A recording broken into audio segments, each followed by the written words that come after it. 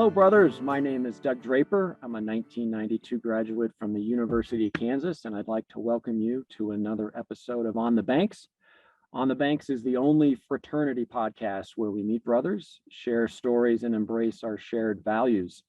And I'm super excited to talk to a couple of brothers that we have from Chapman University in Arizona State. This is really about fundraising and its purpose. So I think we came up with the title when we were talking beforehand, that fundraising with a purpose, because there's a lot more to what Fijis and FIGAMs do than just raise money and scratch checks. There is a purpose behind it and some great stories. And so we're going to learn about two amazing programs that our chapters have come up with. So first and foremost, I'd like to introduce our two guests. First is Taylor Dintzner. He is a 2022 graduate from Arizona State, and Payne Schumann from Chapman. And Payne, I think you're going to graduate here, fingers crossed, in May of 23. So, brothers, I want to thank you for being on the show. Yeah. Awesome. Yeah, of course, Doug. Thank you for having us. So just to give a bit more of a background on myself. Yeah. I grew up in Anchorage, Alaska. And then upon turning 18 years old and realizing that it's way too cold and dark to live a happy young life, I decided to fly down to Arizona State University. So I was there studying finance as a major with a minor in Spanish, and just graduated this past May of 2022, like Doug said, and it's been a hoot. And the fraternity was a very important part of my experience. So excited to be here. Nice. Thanks, man. I really appreciate that. All right, Payne, what's your story, brother? Yeah. Tell us about yourself. So I come from Newport Beach, California. So I stayed pretty close to home for college, and that was kind of because I wanted to stay in California.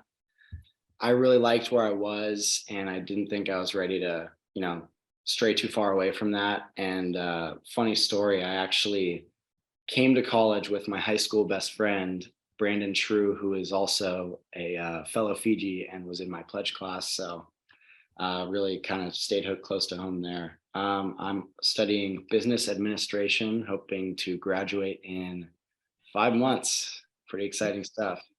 Good. We were talking before we jumped on here about your name and the namesake. So give us a little backstory on that one. Yeah, that's right. So I'm named after Payne Stewart, who you guys probably know is a fellow FIGAM. He went to SMU, I believe. And my dad was a huge golfer, is still a huge golfer. And so I was named after him. I was born a year after he passed. So it was kind of an homage. And so when I was going through the kind of process of initiation into the fraternity, I learned that, I shared my namesake with a fellow FIGAM. I was like, I really thought it was a cool thing, and kind of made it feel even more like it was the place to be. Yeah, very cool. Good deal. All right, well, let's jump into these fundraisers that you and your chapters have been a part of. Pretty amazing stories here. The first, so the two philanthropies and fundraisers that you've been involved with at the Alpha Sigma chapter, which is Arizona State University, the Shave to Save to support TGen Center for the Rare Childhood Disorders, and then the Omega Chi chapter, which is Chapman.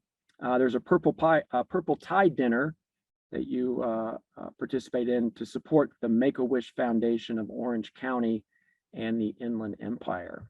So let's figure out what these events are all about and give us a little backstory. So Payne, why don't you just go first? Give us a little bit history of what the Purple Tie Dinner is and how the Make-A-Wish Foundation became involved.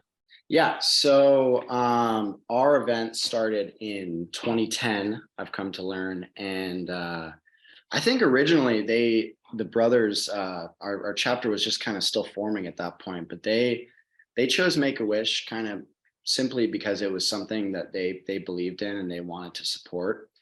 And so, back then it was kind of more of a silent auction thing, maybe a dinner, and they would raise about $12,000 to $15,000, and that was obviously fantastic, but it kind of progressed over the years. And then funnily enough, kind of like 4 years ago, our Purple Legionnaire, Steve Kane, meets a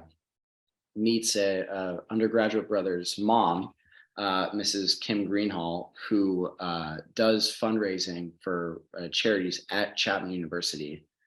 And so they kind of, get to talking, and then that it kind of goes off from there. But so kind of today where we're at with the event is, it starts with a little cocktail hour reception kind of. I don't love the word networking, but people meet each other's parents. You meet this kid who your son's been talking about all the time, right? And then we get into silent auction, a little dinner, and then the fun part is the live auction after the dinner, where we get a professional auctioneer to do that. And it's fun because it's competitive, it's fun, and that's where kind of a lot of the money comes from too, which is a great part of it. Yeah. So if I understand what you just said, that one of the brothers in the chapter mother got involved to help put some turbocharge around the event. Is that correct? Yeah, so I'll get a little more into that, but I think the year was 2016. Our chapter was kind of experiencing this plateau of about $30,000, right? And they couldn't figure out how to expand it. And so, like I said, our Purple Legionnaire, coincidentally, at a holiday party in Newport Beach, meets Jordan Greenhall's mother, who Jordan Greenhall is the now graduate brother. And she kind of put her special sauce on the event, which was adding that live auction, which now has become like the main part of the event, right? The fun, competitive thing that everyone loves. And then also, kind of getting sponsorships so that there's more profit going into the ticket sales. And that was really something that took us to the next level. And we were just so grateful to have that outside help, Mm-hmm. Yeah.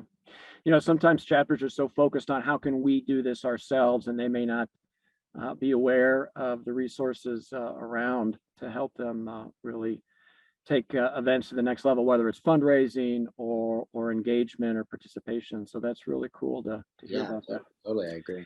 So the fundraising effort is pretty astronomical from my perspective, and we're going to talk about that here in a few minutes. But I want to jump back over to Taylor and talk to us a little bit about the Shave to Save and how that's related to TGen Center of Rare Childhood Disorders. So Taylor, give us the rundown of your event that you've been participating in.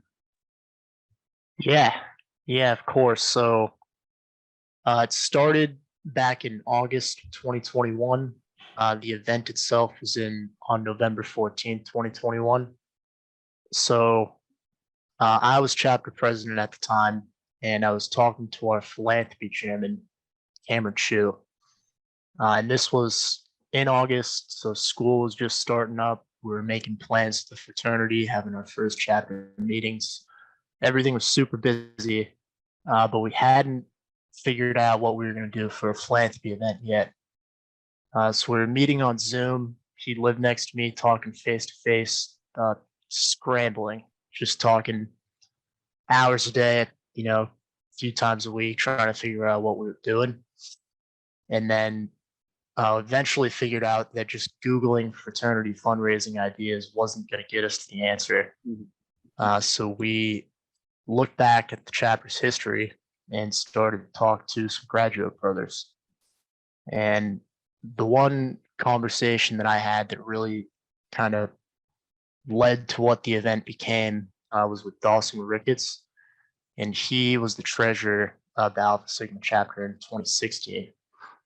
And back in 2016, Fiji at ASU did this event called Shave a Life, which is where they had 26 brothers get their head shaved to support the National Cancer Institute and a brother that had died from cancer prior to that. And because of the impact of all these fraternity men, young guys getting together and getting their head shaved all at once in a big event, there's a lot of attention around it, and they ended up raising $26,000, which at the time had broken ASU's record for fundraising in a men's philanthropy event within Greek life. So me and Cameron said, well, I'd shave my head. He said he would shave his as well. And then we decided to do something with that. So from there, more conversations with graduate brothers, and eventually heard the story of brother Jim Harris. Now, Jim Harris, he was a very active brother in the chapter all throughout his life, who unfortunately passed away back in 2020 due to a pretty sudden bout of ALS. Prior to that, he had worked with the Translational Genomics Research Institute and their Center for Rare Childhood Disorders. So he was an executive there at TGen, that's what they call it for short. Mm-hmm. And he told the story about how his grandson named Harrison had a disease called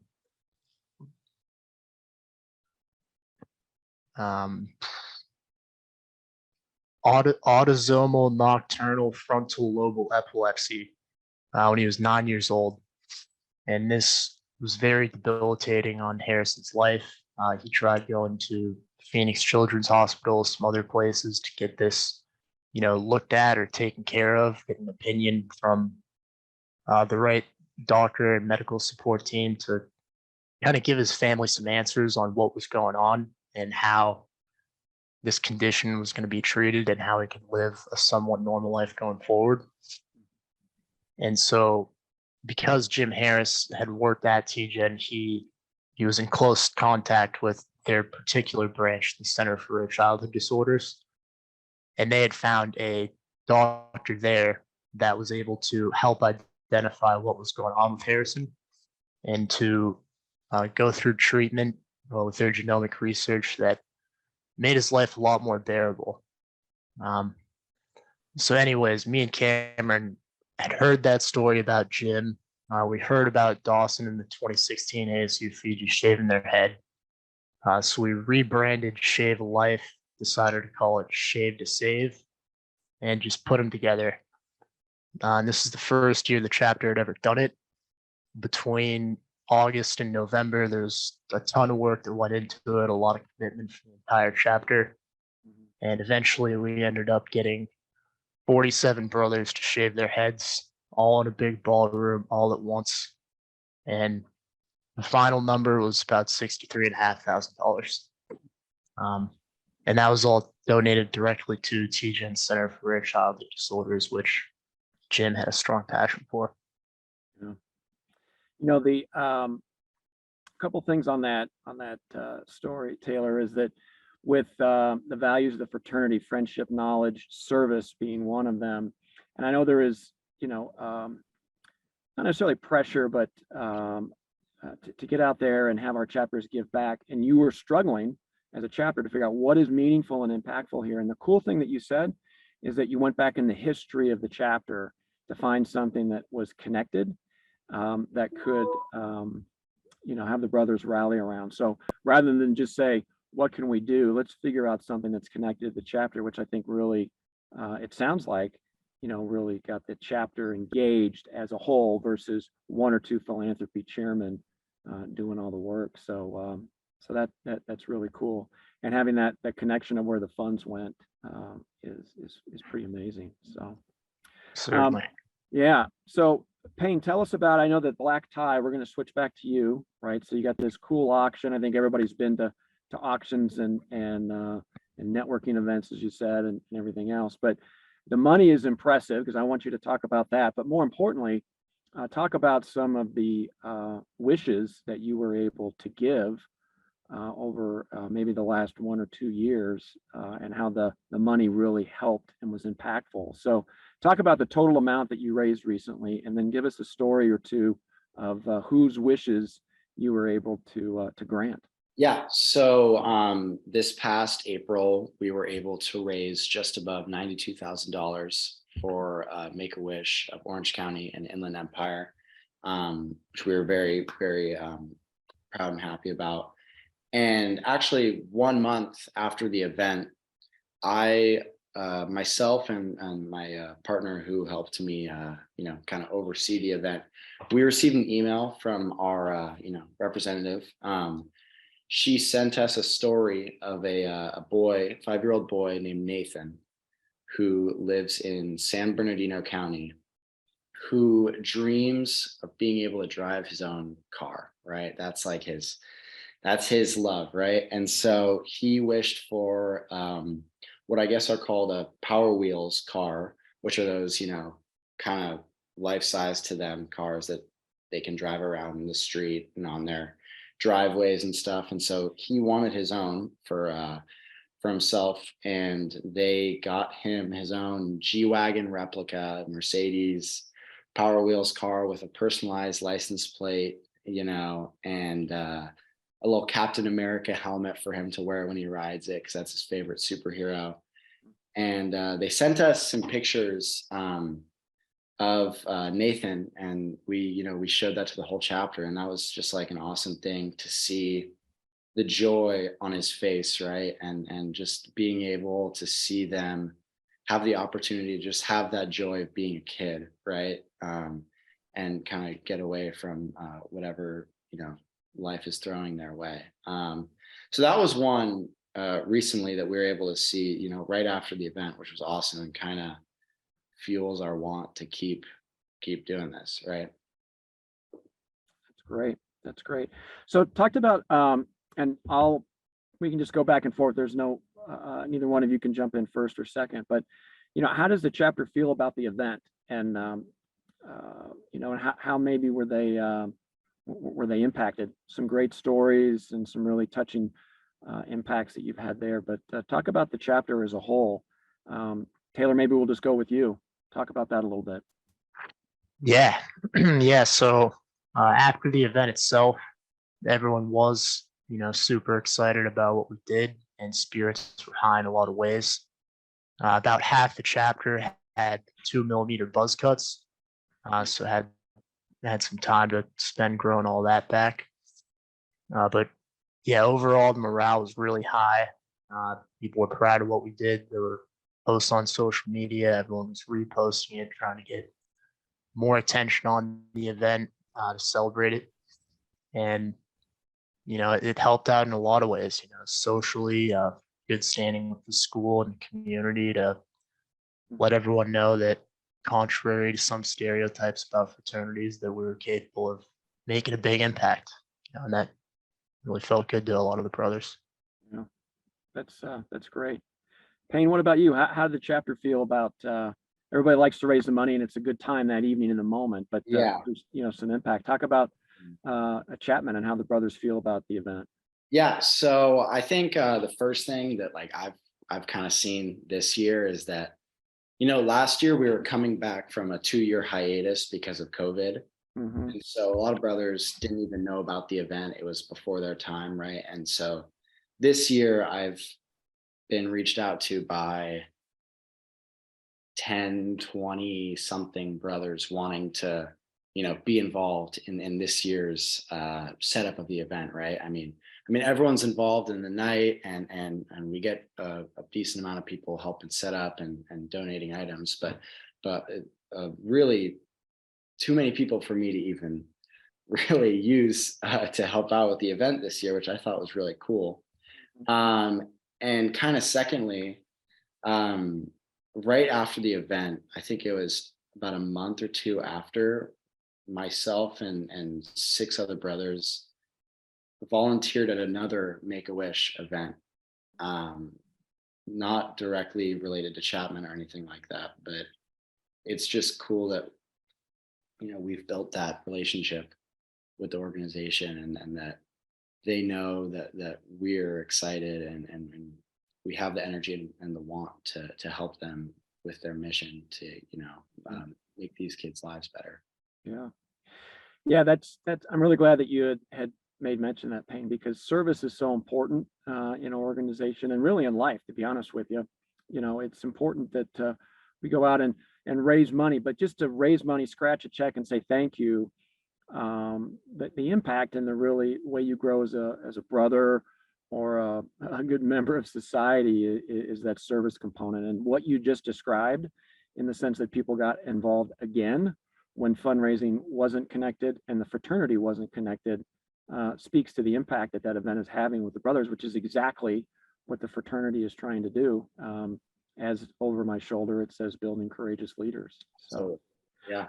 Hey, Taylor, what was, you know, it's hard to motivate brothers at times. I was there back in my day, and I know we all struggle with rallying the troops, so to speak, and the brothers for a cause. What were some things that you encountered or some strategies that you had where the brothers actually rallied around them and you were able to have this as a chapter effort, not an individual effort? Yeah, yeah. So, like I said, me and Cameron were getting the event planned, everything like that back in August. And then it was our second or third chapter meeting we had in September, where me and Cam had a lot of details about the event solidified and we were ready to tell everybody. So we waited until a meeting where we knew we'd have a big turnout. So the room was full of brothers, probably 60 or 70 guys there. And just went through a presentation about what the Fijis at ASU did back in 2016, that fundraiser, and then told the story of Jim Harris and his grandson in TGen Center for Childhood Disorders. And then after giving a detailed account of all that, me and Cam just talked about, you know, the importance of philanthropy and how, you know, the chapter really had an opportunity to step up and to excel in this. And after that first presentation, we had about 30 guys that were on board with getting their head shaved on November 14th. So slowly started climbing up from there. Had to do some, you know, persuading with some people, but eventually it got to the point where the guys not getting their head shaved were in the minority. So it became, you know, the kind of what most people in the group were doing was just setting aside their selfish intentions, and they were fully committed to just having short hair for a few weeks. Mhm. That's great. Yeah, Yeah. excellent. All right, so Payne, give us some perspective 5 years out, right? I know we talked about this and your event, the Purple Tide's been happening for many years. Fast forward, you're a graduate now, you're 24, 25 years old, and you're reading about the Chapman chapter, or you're hanging out and you come back. What does the event look like? What do you hope it will be 5 years from now? Yeah. You know, it's funny because we're kind of playing around right now this year with like business sponsorships, local businesses and stuff like that. Mhm. However, we're also weary of the fact that, you know, this has been historically kind of like an in-house, like a personal, you know, Fijis and their families kind of thing. So I'd say 5 years from now, we kind of have that same base of live auction, dinner, meeting your friends' parents, grandparents, family members, etc. Mhm. But also kind of whether that be goodie bags or business sponsorships or kind of new places. I think that there's some growth to be had in the experience, but also keeping, you know, that base the same of making it personal to us and our families and our mission, right? Mhm. Yeah, that's great. You got to keep moving forward, and I think it's great for that. All right, so a couple more things before we sign off here is um, you guys both did a great job of finding that connection to your individual chapter to rally the brothers around the importance of philanthropy. So if you had to give some advice, and Taylor, I'll start with you, to other chapters out there, if I'm an undergraduate from Wabash College, and I'm like, it sounds great. I want to do something that's impactful, but I'm not sure what to do. But I want to do something. What advice would you give to some of the other undergraduate brothers out there to try to find the right philanthropic event for their chapter? Yeah, yeah, definitely. I'd say the biggest thing or takeaway from what we did would be that if you're just Googling things online and trying to figure out what the event's going to be and brainstorming and guessing, you may get somewhere. But it may also be valuable to look back to what the chapter has done in the past and talk to graduate brothers about, what succeeded and what the dynamic looked like in the fraternity back then. So that's how we ended up finding our idea. Mhm. And I think that any brothers, any chapters, leaders out there can go out and do the same thing. So don't be afraid to talk to the graduate brothers and come up with some crazy ideas that'll, make an impact. Yeah. Well, they say it's not for college days alone, so tap into to the brothers, like you said. Payne, what advice would you give to undergraduates out there? Same question to you. Yeah, I think first and foremost, it's important to have, a cause or a charity, what have you, that is personal to, your chapter and your brothers, something that you guys can all rally around. Secondly, for us, it's the purple tie event, but Mhm. making it something that you guys love, um, or something that really making it fun. And I think that's why we've been able to be so successful is that it's our event is really fun and people look forward to it, and that kind of adds some juice to the fundraising ability, right? Yeah. I think, and then lastly, kind of going back to outside help, not being afraid to even go outside of Fiji's and Phi graduate brothers, like ours happened to be a mom, a Chapman employee who helped us kind of take the event somewhere it hadn't been before. So not being afraid to, use your resources and get creative with that. Yeah. I like that last one for sure. Sometimes it's so focused on what can we do as undergraduates. Taylor, you said don't always focus there. Talk to your graduates and tap into the history of your chapter to find something meaningful. And then Payne, you nailed it. You can reach out and help other folks create a dynamic, impactful philanthropic program outside of Phi Gamma Delta as well. So that's good stuff. Well, I have to tell you guys on the Banks, we're season 4, and there's only been one other undergraduate that's been on the show. So you are in rarefied air, and I can't thank you enough for jumping on, telling us about your story. It's really makes me feel good as a graduate to know that there's these type of events going on out there in different parts of the country and our chapters that are carrying on our good name of Phi Gamma Delta. So thank both of you for joining me today. Yeah, thank you, Doug, for setting this up. It's been fun. Awesome. Yeah, Doug. Thank you very much. It's been a blast, and I can't wait to see where On the Banks goes. Excellent. All right. And of course, I'd like to thank our audience for joining us today on this episode of On the Banks.